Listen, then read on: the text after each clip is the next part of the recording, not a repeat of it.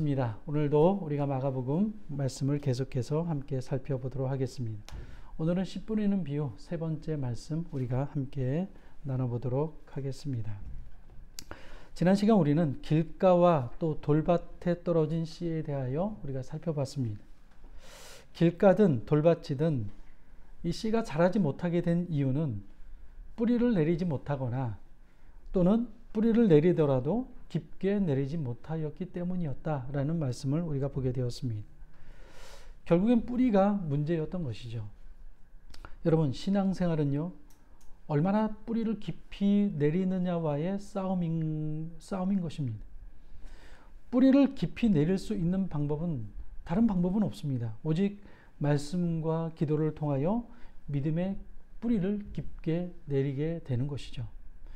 바라기는 언제나 말씀과 기도로 깊은 뿌리를 내리는 그런 뿌리 깊은 신앙인들 되시기를 주님의 이름으로 축원합니다. 오늘은 계속해서 가시떨기 위에 떨어진 씨에 대하여 우리가 함께 살펴보도록 하겠습니다. 오늘 보면 7절을 한번 보시기 바랍니다. 읽지는 않았지만 우리 7절 말씀을 같이 한번 봉독해 보도록 하겠습니다. 시작. 더러는 가시떨기에 떨어짐에 가시가 자라 기운을 막음으로 결실하지 못하였고.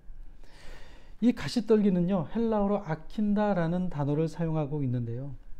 그 뜻은요, 열매가 없어서 쓸모가 없는 것이라는 뜻을 가지고 있습니다. 열매가 없어서 쓸모가 없는 것. 여러분, 열매가 없어서 쓸모가 없는 것을 뭐라고 합니까? 우리는 그것을요, 잡초라고 이렇게 부릅니다. 그러니까 오늘 여기서 말하는 세 번째 이 가시떨기는요, 바로 이 잡초를 말하는 것입니다. 잡초의 특징이 무엇입니까? 우리 모두가 다 아는 것처럼 잡초는 정상적인 식물보다 생명력이 매우 강해요. 그리고 매우 끈질긴 식물이 바로 이 잡초이죠. 그래서 밟아도 또 뽑아도 계속해서 자라는 것이 바로 잡초이지 않습니까? 그런데 이런 잡초 위에 씨가 떨어지면 처음에는 뿌리를 내려서 어느 정도 자라는 것 같지만 문제는 무엇입니까?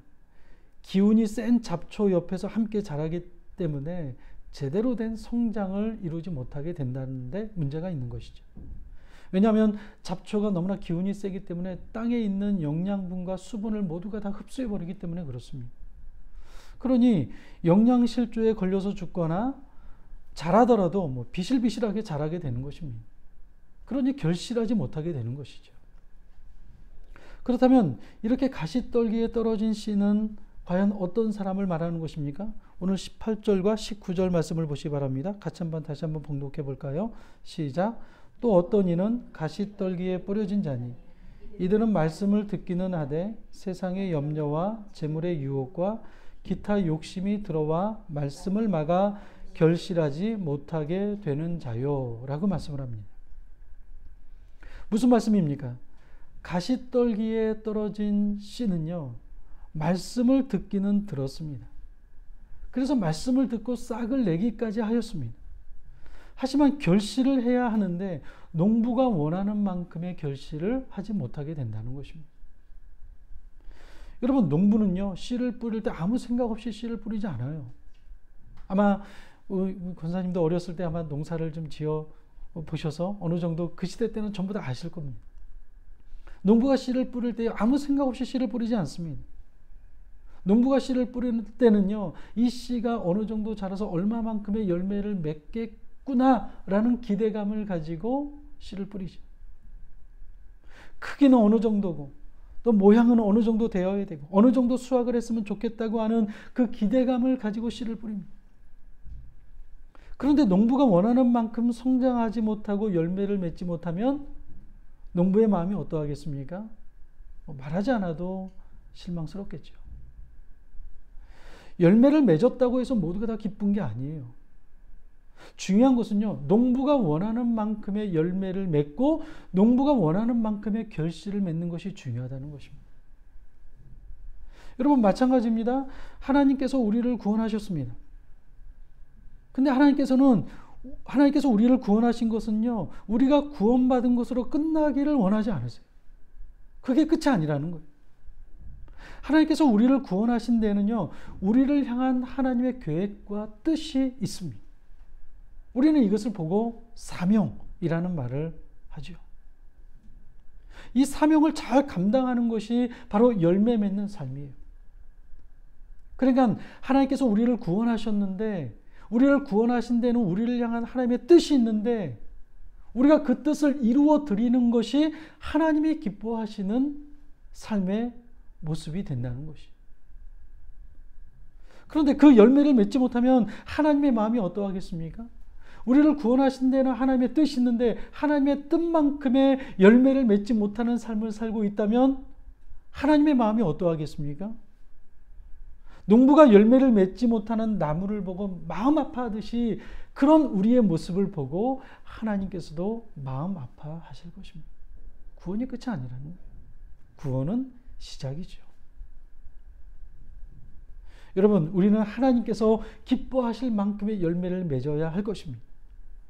때문에 우리는 다른 무엇보다 열매 맺는 삶, 하나님이 기뻐하실 만큼의 열매를 맺는 삶을 사는 것을 우리의 삶의 우선순위에 두고 삶을 살아가야 할 줄로 믿습니다. 그러면 우리가 결실하지 못하도록 만드는 이 가시떨기는 과연 무엇을 말하는 것이겠습니까? 오늘 말씀을 보니까요, 이 가시떨기의 첫 번째 이름이 무엇인가 봤더니 바로 세상의 염려다라고 이렇게 말씀을 합니다. 19절 말씀 처음으로 한번 보시기 바랍니다. 세상의 염려와. 한마디로 무엇인가요? 세상의 염려는 무엇입니까? 한마디로 세상 걱정을 하고 살아가고 있다는 거예요. 이게 바로 가시떨기의 첫 번째 이름이라는 거예요. 세상의 걱정 때문에 말씀을 들어도 잘하지 못하게 된다는 거예요. 그러니까 우리가 말씀을 들어서 어느 정도 그 말씀을 듣고 깨닫게 되지만 이것이 잘하게 하지 못하게 만드는 것이 무엇이냐? 바로 우리가 이 세상을 살아가면서 우리에게 다가오게 되는 세상 가운데 있는 염려들이라는 거예요. 이 염려 때문에 말씀이 잘하지 못하도록 우리를 막고 있다는 거예요. 여러분, 우리가 알다시피 산다는 것은요, 끊임없는 문제, 끊임없는 염려의 연속인 삶이죠. 돈 문제, 건강의 문제, 가정의 문제, 사업의 문제, 인간관계의 문제, 뭐 별의별 문제가 다 있죠. 이 땅을 살아가다 보면. 끊임없이 문제가 일어나고 있습니다. 근데 여러분, 혹시 이 모든 문제가 사라진다면 염려가 앞으로 없겠습니까? 지금 여러분이 가지고 있는 모든 염려가 다 사라진다고 한번 생각해 보시기 바랍니다. 가정해 보십시오. 그러면 여러분 앞으로 염려가 없을까요? 천만의 말씀이죠. 지금 가지고 있는 모든 염려가, 모든 문제가 다 사라진다 해도요, 내일 되면 또 문제가 생기게 되어 있어요. 하나의 문제가 사라졌다 싶으면 또 다른 문제들이 불쑥불쑥 고개를 들고 일어나는 것이 우리가 이 세상을 살아가는 인생이지 않습니까? 코로나가 이제 종식이 되었습니다. 공식적으로 종식을 선포했죠. 이제 마스크를 쓰지 않아도 되고요. 격리 해제하지 않아도 됩니다. 격리를 하지 않아도 돼요. 가고 싶은 거 마음대로 갈 수 있고요. 하고 싶은 거 모든 거 다 할 수 있습니다. 근데 여러분 생각해 보십시오.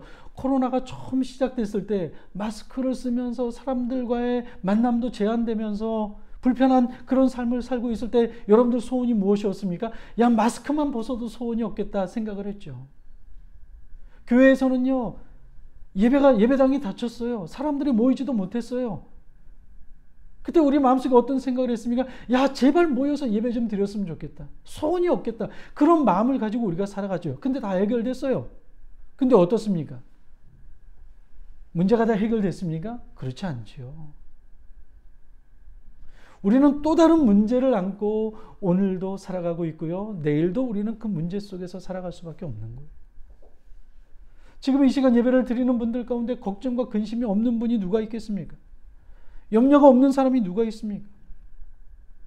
세상 어디를 가보십시오. 여러분들이 가장 이 세상에서 멋지고 럭셔리하고 또 화려한 곳에 있다 할지라도 그곳에서도요, 반드시 염려가 있어요. 걱정이 없는 장소 없고요. 염려가 없이 살아가는 사람은 없어요. 딱 한 사람 있죠. 죽은 사람이죠.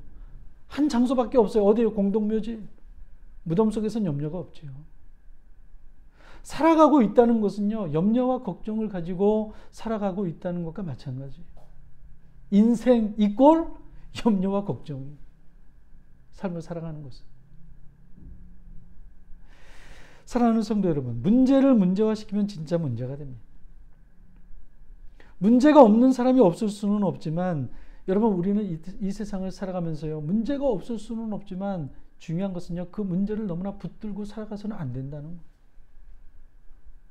내 인생에 닥친 문제 속에서 너무나 많이 그 문제 때문에 여러분 문제를 묵상하는 삶을 살지 마시기 바랍니다.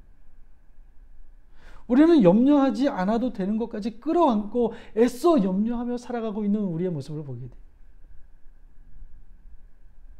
염려증에 걸린 사람들이 많습니다. 건강 염려증, 또 여러 가지 많은 염려. 지진이 나면 어떻게 하나? 하늘이 무너지면 어떻게 하나? 건물이 무너지면 어떻게 하나? 염려하지 않아도 되는 것을 가지고 염려하며 살아가는 사람들이 얼마나 많은지 몰라요. 그러니 여러분 이 염려 속에 살아가니 말씀이 들어오겠습니까? 말씀이 들어오지 못하는 거예요. 잘 보세요. 염려 속에 살아가는 사람은요. 아무리 말씀을 들어도 그 말씀이 열매를 맺을 수가 없는 거예요. 왜요? 염려라는 것이요. 그 기운을 갈아먹고 있기 때문에 그래요. 근데 여러분 이것이 바로 마귀가 노리는 거예요. 마귀가 노리는 게 바로 이것이죠. 우리가 세상의 염려 때문에 말씀이 자라지 못하게 될 때 누가 쾌재를 부리겠습니까? 마귀가 쾌재를 불러요. 오늘 이 시간에도 혹시 이 자리에서 예배를 드리긴 하지만 우리가 염려로 인해서 예배에 집중하고 계시지 못하고 있다면 여러분 마귀에게 지는 거예요. 여러분 성경을 보십시오. 하나님께서는 끊임없이 우리에게 말씀하고 계세요. 어떤 말씀을 하고 계십니까? 염려하지 마라, 두려워하지 마라. 성경을 보십시오. 창세기부터 요한계시록까지 우리에게 말씀하고 있는 것은요. 염려하지 말라는 메시지가 그 핵심 가운데 들어있는 것을 보게 돼요. 왜 그렇습니까? 이 염려는 결국 우리가 하나님 앞으로 다가가는 것을 막게 되고요. 우리의 믿음이 성장하는 것을 막는 역할을 하고 있기 때문에 성경은 계속해서 우리에게 염려하지 말라고 말씀하고 있어요. 또 여러분 염려한다고 해서 문제가 해결됩니까? 염려를 2박 3일 동안 하면은 염려가 해결된다 그러면 염려하라고 말씀드리고 싶어요. 하지만 어떻습니까? 아무리 염려해도 밤을 꼬박 새워가면서 염려를 해도 그 문제는요. 여러분들이 염려한다고 해서 해결되지가 않아요. 예수님께서 마태복음 6장 27절 28절에서 이렇게 말씀을 하시죠. 너희 중에 누가 염려함으로 그 키를 한 자라도 더할 수 있겠느냐? 또 너희가 어찌 의복을 위하여 염려하느냐? 들의 백합화가 어떻게 자라는가 생각하여 보라. 수고도 아니하고 길쌈도 아니하느니라. 염려하지 말라는 것이. 왜요? 염려한다고 해서 너희가 그 염려로 인하여 문제를 해결할 수 없기 때문에. 여러분 잘 보십시오. 마귀는요. 우리에게 악한 생각을 주면서 말씀에 집중하지 못하도록 만들지 않아요. 예수님 믿는 사람들은요. 대부분 악한 생각을 하지 않아요. 물론 전부 그런 건 아니겠지만 일단 하나님의 백성들이 된 사람들은요. 마음에 악한 생각을 하지 않아요. 왜요? 악한 생각을 할 수가 없기 때문에 그래요. 그래서 마귀가 우리에게 선택한 전략은 무엇이냐면요. 악한 생각을 우리에게 주입시킬 수 없기 때문에 우리에게 마귀가 선택한 전략이 무엇이냐면요. 염려하게 만드는 거예요. 염려하게.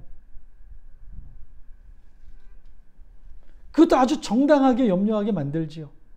야, 너는 이렇게 힘든데 이 정도면 염려할 수밖에 없지. 당연한 거야. 염려하는 거 이상하게 생각하지만 너는 지금 힘든 거야. 염려해야 돼. 마귀가 우리에게 계속해서 염려를 주입하고 있는 것을 보게 돼요. 여러분, 지금 걱정이 많으시다는 거 잘 압니다. 어떤 사람은 돈 문제로, 어떤 사람은 건강의 문제로, 어떤 사람은 자녀의 문제로 염려하고 걱정하죠. 아니 그 이외에도요. 수많은 염려를 가지고 우리는 이 세상을 살아가고 있기 때문에 그 문제 때문에 우리는 이 세상에서 힘들게 살아갈 때가 많아요. 염려가 없을 수는 없습니다. 그건 불가능해요. 살아있다는 것은 염려를 가지고 있다는 것과 마찬가지예요. 그렇지만 여러분 그 염려가 여러분을 주장하지 못하게 만드셔야 합니다.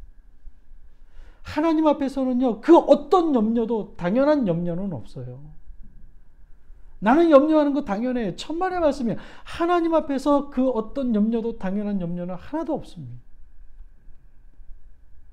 여러분 염려가 나를 주장하려 할 때 말씀을 듣고 말씀을 보시기 바랍니다. 아침에 일어나서 한숨부터 쉬는 것이 아니라 말씀부터 묵상하시기 바랍니다. 왜냐하면 하나님의 말씀이 지금 여러분의 현실과 상관없는 말씀은 하나도 없기 때문에 그래요. 성경이 2000년 전에 쓰여졌죠. 3000년 전에 쓰여졌죠.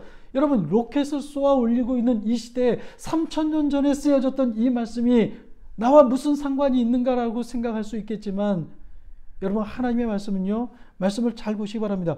어떤 말씀도 나와 상관없는 말씀은요, 하나도 없어요. 어떤 말씀도 지금 내가 염려하고 있는 내 삶에 적용하지 못할 말씀이 하나도 없습니다. 왜 그렇습니까? 하나님의 말씀은 살아있기 때문에 그래요. 누군가가 지어낸 말씀이 아니라, 누군가가 생각으로 그냥 소설처럼 쓴 것이 아니라, 하나님께서, 살아계신 하나님께서 우리에게 이 말씀을 주시면서 하나님의 뜻을 말씀 가운데 우리에게 주셨기 때문에 이 말씀은요, 지금도 살아서 역사하고 있는 것이에요. 말씀은 마치 강물과도 같죠. 여러분, 강물은 어떻습니까? 물이요, 강으로 흘러가다 보면요, 물속에 보면요, 큰 구멍도 있고 작은 구멍도 있어요. 많아요. 근데 여러분, 물이 한번 싹 지나가 보시기 바랍니다. 큰 구멍도 메워지고요, 작은 구멍도 다 메워집니다. 말씀이 그와 같아요. 하나님의 말씀은요, 강물과도 같아요. 여러분의 인생에 큰 문제가 있고 작은 문제도 있을 수 있죠. 큰 염려도 있고 작은 염려도 있을 수 있어요. 근데 여러분, 말씀이 한번 싹 지나가게 되면요, 여러분 인생에 있는 모든 문제와 모든 염려가 다 사라지게 되는 줄로 믿습니다. 그러니 말씀을 가까이 하시기 바랍니다. 사랑하는 여러분, 오늘 이 시간 우리가 말씀을 듣는 중에도 말씀이 여러분들의 마음에 제대로 떨어지게 된다면, 하나님의 말씀이 제대로 여러분의 마음 가운데 임하게 된다면, 여러분들이 가지고 있는 모든 염려와 걱정의 구멍들이 다 메워지는 역사가 반드시 일어나게 될 줄로 믿습니다. 그 은혜가 우리 모두에게 임하기를 주님의 이름으로 간절히 축원합니다. 조지 뮬러라는 사람이 이런 말을 했습니다. 신앙의 시작은 염려의 끝이고 염려의 시작은 신앙의 끝이다. 신앙의 시작이 뭐라고요? 신앙을 시작하게 되면 염려가 끝나는 거예요. 하지만 염려가 시작이 되면 어떻다고요? 신앙이 끝나는 거예요. 우리 안에 염려가 가득하면, 염려가 우리를 주장하기 시작하면, 내가 교회 나와서 예배를 드려도, 내가 성경을 봐도, 내가 기도를 해도 염려가 우리를 주장하기 시작하면요, 우리의 신앙은 거기서부터 멈추게 되는 것입니다. 아무리 신앙의 연수가 오래되고 사람들이 인정해주는 믿음을 가졌다 할지라도 염려라는 것이 한번 우리 마음속에 자리 잡기 시작을 하면요, 우리의 신앙은 거기서 끝나게 됩니다. 그러므로 여러분, 여러분의 염려가 말씀을 막는 가시떨기가 되지 않게 하시기를 바랍니다. 그 어떤 염려가 있다 할지라도 말씀을 통하여 모든 염려를 물리칠 수 있게 되기를 주님의 이름으로 간절히 축원합니다. 우리는 염려와 근심을 말씀과 기도로 바꾸어야 합니다. 염려가 찾아왔습니까? 근심이 찾아왔습니까? 말씀과 기도로 염려와 근심을 바꾸어야 돼요. 빌립보서 4장 6절 7절 말씀 보면 이렇게 말씀을 합니다. 아무것도 염려하지 말고 다만 모든 일에 기도와 간구로 너희 구할 것을 감사함으로 하나님께 아뢰라. 그리하면 모든 지각에 뛰어난 하나님의 평강이 그리스도 예수 안에서 너희 마음과 생각을 지키시리라. 뭐라고 말씀을 합니까? 염려하지 말고 그 염려 대신에 기도와 간구로 너희 구할 것을 감사함으로 하나님께 아뢰게 되면 염려가 사라지는 것이 아니라 하나님께서 우리의 마음과 생각을 지켜주신다고 말씀을 합니다. 여러분, 그러니 염려거리가 없어야 염려하지 않는 것이 아니라 말씀으로 인해서 염려가 사라지고 염려가 기도로, 염려가 말씀으로 바뀌게 된다는 사실을 기억하면서 염려와 걱정이 찾아올 때, 그래서 우리의 믿음이 성장하지 못하도록 자꾸 우리를 방해할 때 말씀과 기도로 승리할 수 있는 우리 모두가 될 수 있게 되기를 바랍니다. 사랑하는 여러분, 우리가 겪는 대부분의 문제는 마음에서부터 시작이 되죠. 그래서 이 마음을 지키는 것이 얼마나 중요한지 모릅니다. 아무리 상황이 악해지고 어려워도 우리의 마음 중심을 말씀으로 붙잡게 된다면 아무 문제가 아닌 것들이 많아요. 그러니 여러분, 내 마음이 먼저 무너지는 게 문제예요. 우리의 마음을 무너뜨리지 않고 말씀을 붙잡고 우리가 삶을 살아가게 될 때 어떤 염려와 걱정도 반드시 우리가 이기게 되는 은혜가 있게 될 줄로 믿습니다. 베드로전서 5장 7절 말씀 보면 이렇게 말씀을 합니다. 너희 염려를 다 주께 맡기라. 이는 그가 너희를 돌보심이라. 여러분 맡기시기 바랍니다. 말씀을 믿으시기 바랍니다. 말씀으로 기도로 우리에게 다가오는 모든 염려와 걱정의 잡초들을 죽이시기를 바랍니다. 그때 우리의 믿음이 성장하게 되는 것이죠. 두 번째, 이 가시떨기의 이름이 무엇인가 봤더니 두 번째는요, 재물이에요. 재물. 19절을 다시 한번 보시기 바랍니다. 우리 19절 다시 한번 봉독해 볼까요? 시작. 세상의 염려와 재물의 유혹과 기타 욕심이 들어와 말씀을 막아 결실하지 못하게 되는 자요. 두 번째, 이 가시떨기의 이름이 무엇인가 봤더니 재물이에요. 재물. 한마디로 뭡니까? 돈이에요. 돈. 이 재물이 우리가 말씀이 떨어져서 이 말씀이 자라나야 되는데 말씀이 자라지 못하도록 만드는 것 중에 하나가 또 무엇인가 봤더니 돈이라는 거예요. 돈. 좀 더 정확하게 말하면 재물에 대한 집착, 재물에 대한 욕심, 돈에 대한 욕심. 이게 우리의 믿음의 성장을 가로막는 방해가 된다는 것입니다. 여러분 성경을 보시면요, 돈 얘기하는 말씀이 굉장히 많아요. 우리가 구체적으로 보지 않아서 그렇죠. 여러분 성경은요, 돈 이야기가 참으로 많아요. 왜냐하면 재물에 대한 집착이야말로 우리의 믿음이 자라려고 할 때 그 믿음을 좌절시키는 결정타가 되기 때문에 그래요. 마귀는요, 돈에 대한 욕심을 무섭게 이용하고 있습니다. 하나님의 백성들이 걸려 넘어지는 것 중에 하나가요, 이 돈이에요, 돈. 그리고 마귀는 이것을 굉장히 잘 이용하고 있어요. 돈의 힘이 얼마나 강력한지 누구보다도 잘 알아요. 사실 여러분 돈은요, 악하지도 않고 선하지도 않아요. 아니, 돈이라는 것은요, 하나님께서 우리에게 주신 선물이에요. 우리는 그것을 가지고 사람을 살릴 수도 있고요, 하나님 나라의 확장을 위해서도 사용할 수 있어요. 그러니까 돈을 선하게 사용하면요, 얼마나 좋은 건지 몰라요. 하지만 반대로요, 이 돈은요, 사람을 죽이기도 하고요, 하나님 나라를 무너뜨리기도 하는 것이 바로 돈이에요. 돈의 파워가 얼마나 강력한지 몰라요. 그래서 마태복음을 보시면 예수님께서는 이 돈의 위치를 어디에까지 올려놨냐면요, 하나님의 자리에까지 돈을 올려놓았습니다. 너희가 하나님과 재물을 겸하여 섬기지 못할 것이니라. 이 말씀은요, 하나님의 자리에까지 돈을 올려놓은 거예요. 하나님과 재물을 겸하여 섬길 수 없다. 하나님의 자리에까지 재물을 올려놨어요. 그만큼 이 돈의 영향력이 굉장히 크다는 것을 말하고 있는 것입니다. 사실 여러분 오늘날 보시기 바랍니다. 문제가 있는 곳에 어딘가에 문제가 있고 어딘가에 다툼이 있고 어딘가에 싸움이 있다. 여러분 그 중심을 한번 보시기 바랍니다. 전부 다 돈이 있어요. 돈이. 가정이든 교회든 나라든 싸움이 있는 그 중심을 보면요, 전부 다 돈이에요. 가정이 무너지는 거 보세요. 돈 때문에 무너지는 건 많아요.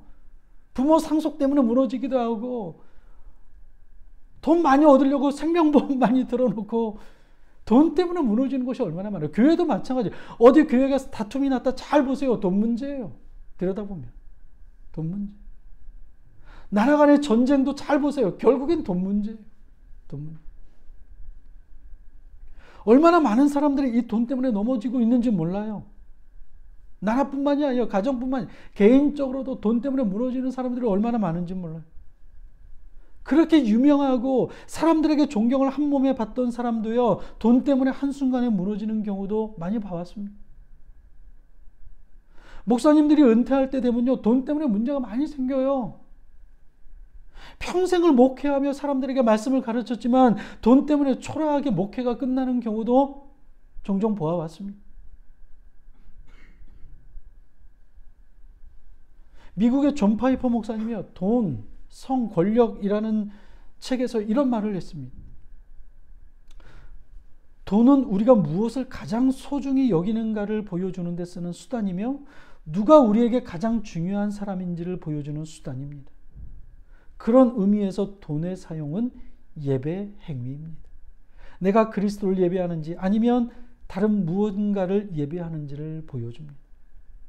참 중요한 말씀이에요. 그리고 무서운 말씀이기도 하죠.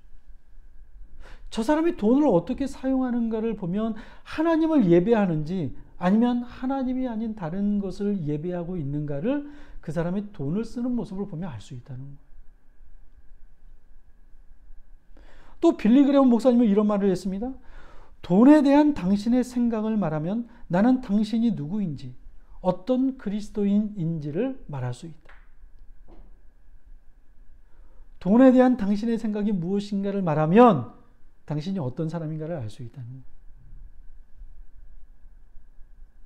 다시 말하면요, 돈을 떠나서는 신앙을 말할 수 없다는 거예요. 아무것도 아닌 것 같죠? 아니에요. 내가 돈을 어떻게 생각하고 내가 돈을 어떻게 쓰는가를 보면 저 사람이 하나님을 믿는 사람인지 믿지 않는 사람인가를 알 수 있다는 거예요. 신명기 8장 13절 14절을 보시면 이렇게 말씀을 합니다. 또 내 소와 양이 번성하며 내 은금이 증식되며 내 소유가 다 풍성할 때에 내 마음이 교만하여 내 하나님 여호와를 잊어버릴까 염려하노라. 무슨 말씀이에요? 하나님이 우리를 염려하시는데 무엇 때문에 염려를 하시냐면요. 야, 네가 소와 양이 많아지고 금과 은이 많아지고 재물이 많아지게 되면 야, 네가 하나님을 잊어버릴까 봐 염려가 된다.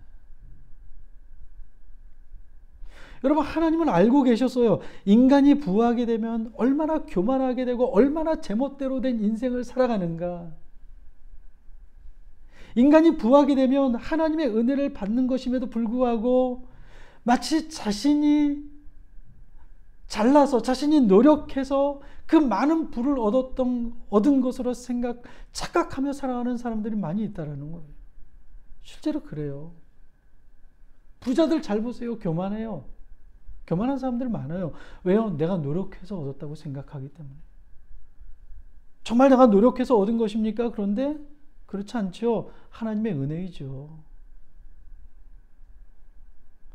그래서 17절 말씀 보면 이렇게 말씀을 해요. 그러나 내가 마음에 이르기를 내 능력과 내 손의 힘으로 내가 이 재물을 얻었다 말할 것이다. 그래서 18절에서는 이렇게 결론을 내리시죠. 내 하나님 여호와를 기억하라.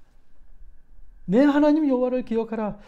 그가 내게 재물을 얻을 능력을 주셨습니다. 누가 줬다고요? 내가 재물을 많이 갖게 된 것은 누구 때문이라고요? 내 노력이요? 내가 잘났기 때문에, 내가 머리가 좋았기 때문에? 천만의 말씀이에요. 하나님이라는 거예요. 하나님.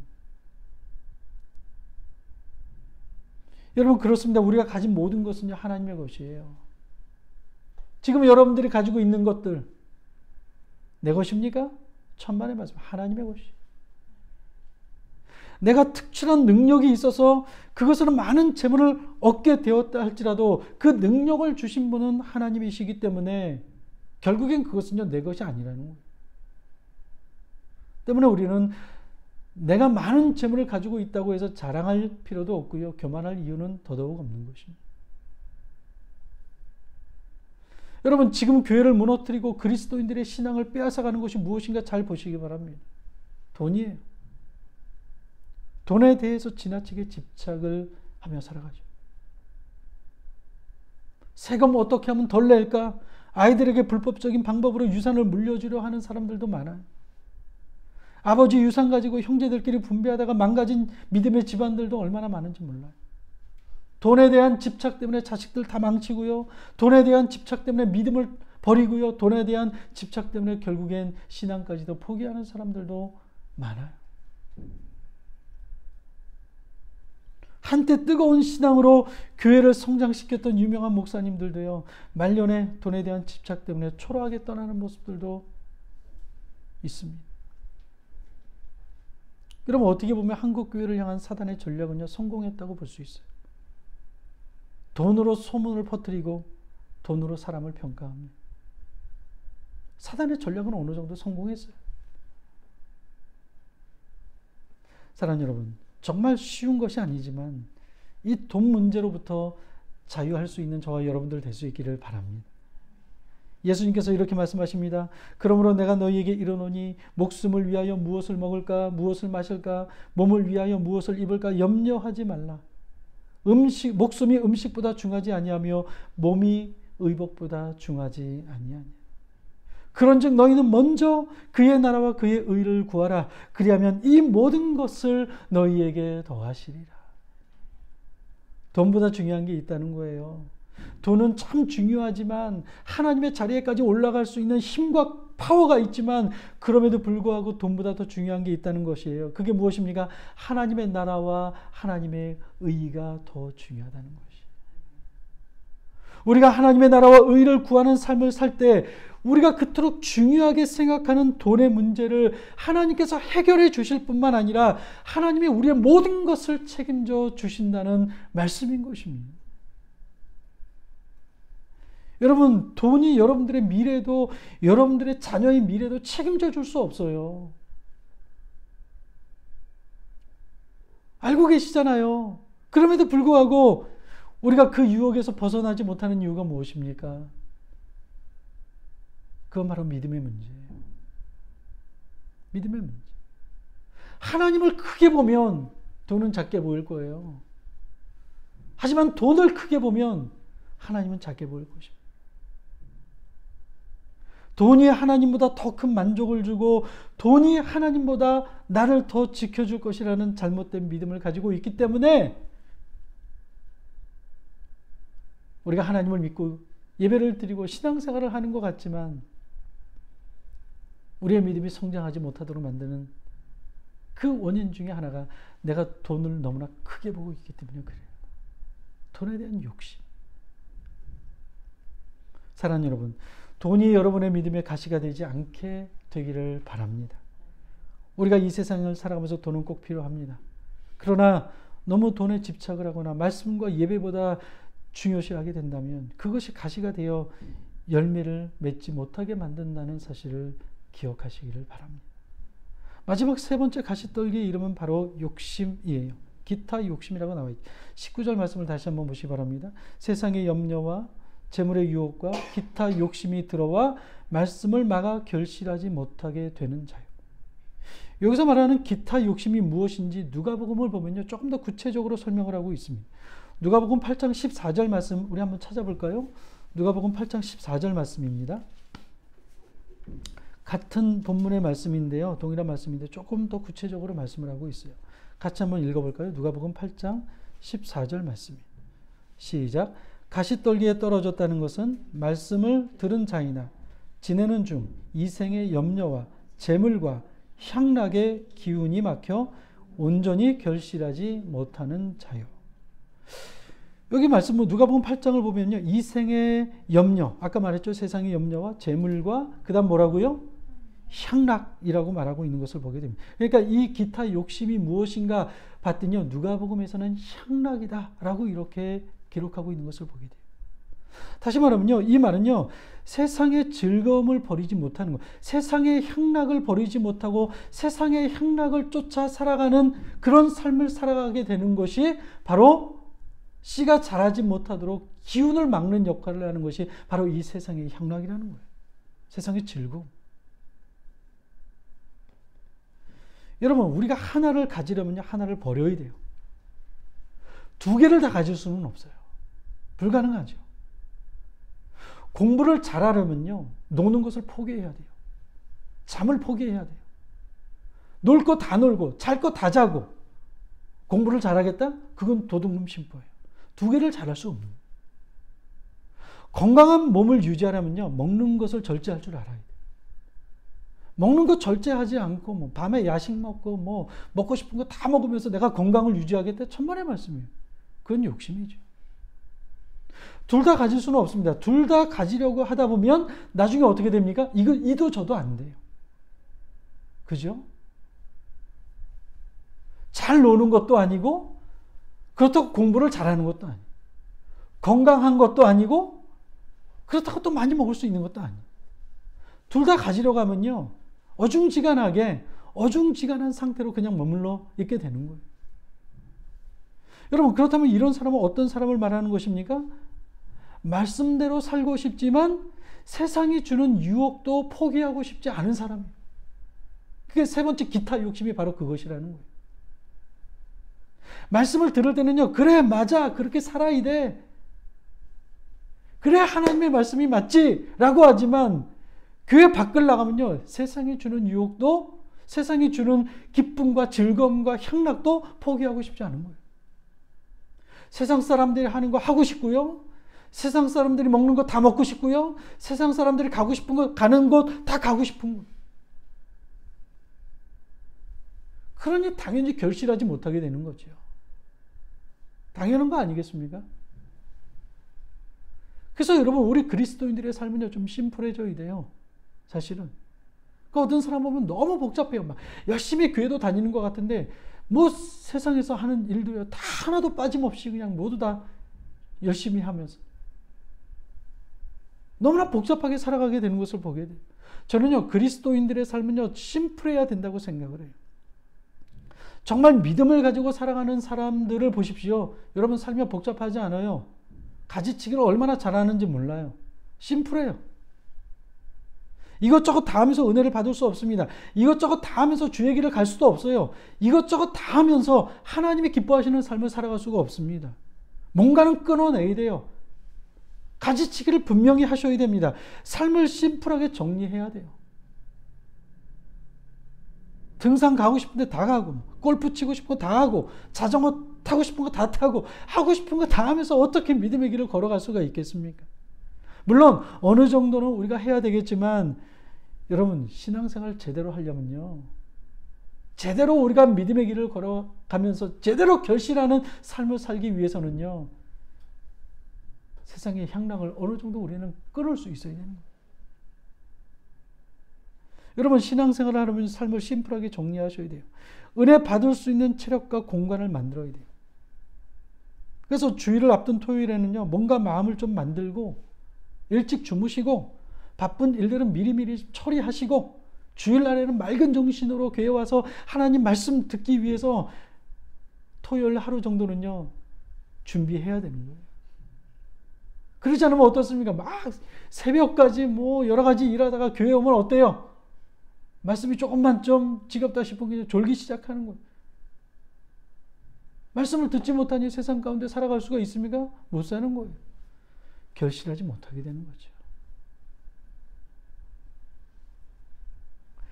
여러분, 좀 정리하시기 바랍니다. 복잡한 인생을 살아가고 있다면 정리하십시오. 그거 정리해도요, 여러분들의 삶에 아무런 문제 없어요. 저는요, 제일 안타까운 사람이, 제일 억울한 사람이요, 열심히 교회는 다니고 있는데 결실하지 못하는 사람이 제일 억울한 사람이라고 생각해요. 아니, 그 정도 신앙생활 했으면, 그 정도 말씀을 들었으면 믿음이 성장해야 되는데, 이 세상에 이 향락에 빠져서 말씀이 자라지 못하고 30년, 40년이 됐는데도 믿음이 제대로 자라고 있지 못하고 있다 한다면 그 시간이 아깝잖아요. 얼마나 억울하겠습니까?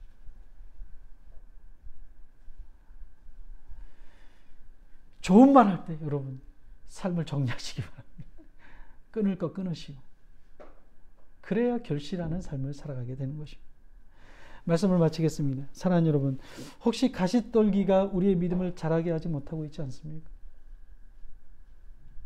성경은 세상의 염려와 재물의 유혹과 세상의 향락이 우리의 믿음을 자라지 못하게 만든다고 말씀을 하고 있습니다. 우리 중에 누구도 이 세 가지에서 벗어날 수 있는 사람은 아무도 없을 거예요.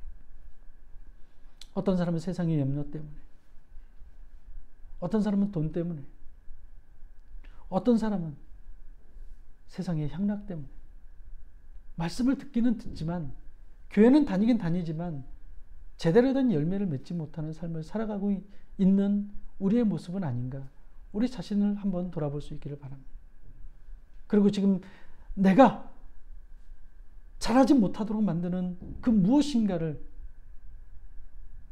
내 스스로가 너무나 잘 알고 있기 때문에 그것을 발견하게 됐다면 여러분, 철저하게 그 모든 것들을 다 걷어내시고 가지칠 거 다 치시고 오직 말씀과 기도로 집중하심으로 말미암아 우리의 믿음이 자라게 되는 은혜와 축복이 있게 되기를 주님의 이름으로 간절히 축원합니다.